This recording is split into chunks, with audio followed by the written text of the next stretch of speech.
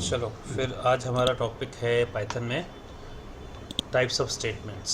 Statement right अलग अलग type की होती है पाइथन में, टोटल 3 तरह की हैं।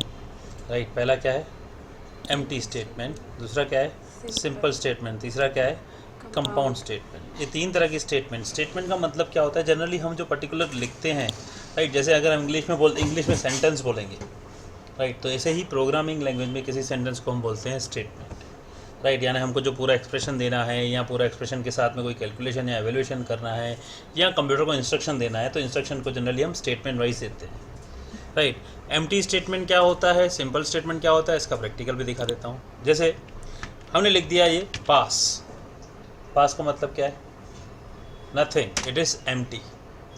ये तब यूज़ करते हैं जब मैंने कहीं कुछ लिखा और मुझे फ़िलहाल कुछ याद नहीं आ रहा है राइट, तो मैं उसको लिख सकता हूँ पास। जैसे अभी मैं एग्जांपल बताऊँगा तुम्हें, ठीक है। अभी हम इसके बाद में क्या करेंगे, हम सीखेंगे राइट, इफ एल्स इफ सीखेंगे तो उसमें हमको पास की शायद ज़रूरत पड़ेगी, जैसे मैं बताऊँगा, ठीक है ना। अब एम्प्टी स्टेटमेंट के बाद सिंपल स्टेटमेंट। सिंपल स्टेटमेंट क्या हो गया, आपने लिख दिया प्रिंट हेलो वर्ल्ड, तो ये एक स्टेटमेंट हो गया। आपने प्रिंट करने को इंस्ट्रक्शन दिया ना कंप्यूटर को, तो ये सिंपल स्टेटमेंट है राइट। ये एम्प्टी, ये कुछ नहीं किया इसने, देखो पास लिखा तो कुछ आया नहीं, लेकिन जैसे प्रिंट लिखा तो क्या आया, हेलो वर्ल्ड आया राइट। नाउ ये हो गया। ऐसा आपने लिख दिया a = 10, ठीक है, ये भी स्टेटमेंट है, लेकिन ये असाइनमेंट स्टेटमेंट है, ठीक है। ये भी एक सिंपल की तरह है, जैसे a लिखा प्रिंट किया इसने, ठीक है। अब तीसरा मैंने क्या बताया, कंपाउंड स्टेटमेंट। कंपाउंड स्टेटमेंट के 2 हिस्से होते हैं। देखो कंपाउंड स्टेटमेंट 2 हिस्सों में होता है, एक हेडर लाइन और एक बॉडी सेक्शन। हेडर लाइन यानी इसमें क्या होता है, इसमें कीवर्ड से शुरुआत होती है। It will always begin with the keyword and and with the colon. उसके पीछे कॉलन लगाया जाता है, उसके बाद में बीच में एक्सप्रेशन होती है। जैसे फॉर एग्जांपल यहाँ पे लिखा इफ़, अगर इफ़ लिखा तो हमने ए वेरिएबल लिया है, if A is greater than 100 और यहाँ लगेगा कॉलन, तो ये क्या हुआ, ये कंपाउंड स्टेटमेंट का हेडर लाइन हुआ। जैसे ही एंटर मारेंगे तो देखो ये एंटर मारते ही नीचे प्रिंट नहीं आया, अभी स्टेटमेंट कंप्लीट नहीं हुई, और ये इंडेंटेड है। देखो यहाँ एक लाइन इससे आगे है, इसके लेवल पे नहीं है, तो मैं यहाँ लिख सकता हूँ ओके प्रिंट राइट। प्रिंट क्या, ये यस इट इज़ लिख दिया और फिर प्रिंट करता हूँ एंड फिर एंटर मारा, देखो प्रिंट ओके a + 10 राइट, ऐसे लिखा एंड एंटर, फिर प्रिंट लिख दिया और लिख दिया बाय राइट। और जैसे ही शिफ्ट एंटर या बैक मारेंगे, देखो कुछ आंसर नहीं आया, दोबारा एंटर मारा तो आंसर क्यों नहीं आया कुछ भी, क्योंकि a जो है ना, a की वैल्यू 10 है और 10 100 से ज़्यादा नहीं होता, तो इफ़ ये ट्रू नहीं है इसलिए ये हुआ नहीं और एल्स लिखा नहीं। अब यहाँ ये स्टेटमेंट पे ध्यान देना है, ये एम्प्टी है, ये सिंपल स्टेटमेंट है। और कंपाउंड स्टेटमेंट में क्या है, इफ़ कीवर्ड है, ये एक्सप्रेशन है, और क्या लिखा था कि it always and with a colon, और ये इस कॉलन के नीचे तीनों है ना, ये क्या है, ये देखो एक ही इंडेंट पे है, इनकी इंडेंटेशन देख रहे हो, इंडेंटेशन मतलब अलाइनमेंट, ये एक ही लेवल है।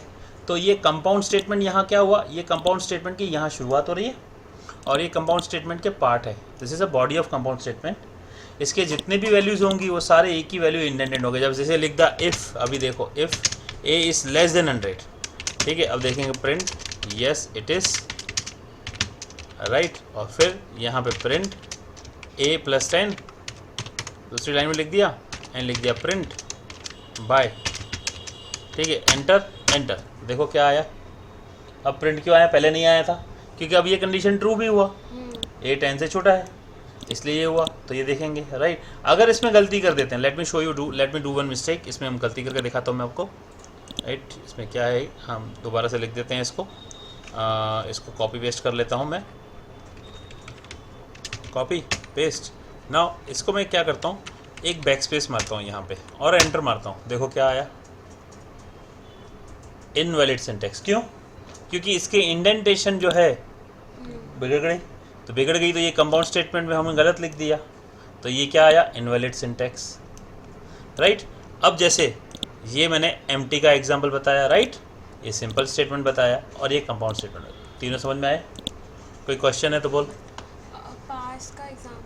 पास का एग्जांपल देके समझाऊँ, ओके चलो। If a is greater than 100 नहीं है ना यहाँ पे, तो प्रिंट यस इट इज़ एक काम करते हैं, अगर एज ज़्यादा है 100 से तो पास करो, फिलहाल मुझे कुछ सूझ नहीं रहा है, पास, ठीक है। और बैक स्पेस करके यहाँ पे लिखता हूँ एल्स, राइट, एल्स भी ऑप्शन होता है, ये हमने एल्स लिख दिया इधर इसके लेवल पे, ठीक है। अब क्या करेंगे, एल्स जैसे ही लिख दिया तो गड़बड़ाया, क्यों, क्योंकि मेरे को इसके अंदर यहाँ पे उसमें लिखना था स्क्रिप्ट में, तो यहाँ लिखेंगे if A is greater than 100 do nothing just pass कर दिया, पास यानी स्किप कर दो, राइट। तो ये सिंपल स्टेटमेंट एम्प्टी वाला है। पीछे जाके पास को बैकस्पेस नहीं कर सकते। पास मतलब अभी सोचा नहीं फिलहाल मैंने, बाद में डिसाइड करूँगा। और ये भी दिखाऊंगा इफ़ के साथ एल्स कैसे यूज़ करेंगे, वो इफ़ एल्स में समझाऊंगा, ठीक है। और कोई क्वेश्चन? चलो ठीक है। यहाँ एरर क्यों है पता चला, क्योंकि इसका इंडेंटेशन अलग है, इंडेंटेशन की वजह से गड़बड़ाया, ठीक है ना। ये मैं आपको उसमें सिखाऊंगा जब मैं स्क्रिप्ट में रखूँगा इफ एल्स में, नेक्स्ट वीडियो में बताता हूँ।